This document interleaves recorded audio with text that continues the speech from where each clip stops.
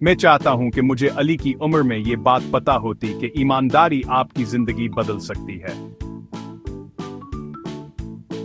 आइए अली की कहानी सुनते हैं। अली एक गरीब लेकिन ईमानदार लड़का था। स्कूल से घर आते हुए उसे एक बटवा मिला। इसमें पैसे और शिनाख्ती कार्ड था। वो जानता था कि ये किसी ऐसे शख्स का है जिसे इसकी जरूरत है। ब्रेक टाइम रखने के बजाय अली गांव के चौक में गया और ऊंची आवाज में पूछा, क्या किसी का बटवा गुम हुआ है? जल्द ही एक बूढ़ा आदमी परेशान और फिक्रमंद करीब आया। अली ने इससे शिनाख्ती कार्ड की तफसीलात पूछे। तस्दीक के बाद इसने बटवा वापस कर दिया।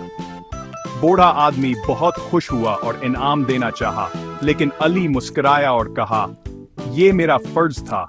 ईमानदारी सबसे बड़ी दौलत है। ये सुनकर गांव के सरदार ने ऐलान किया कि वो अली की तालीम का खर्च उठाएंगे। अली की ईमानदारी ने इसका मुस्तकबिल रोशन कर दिया।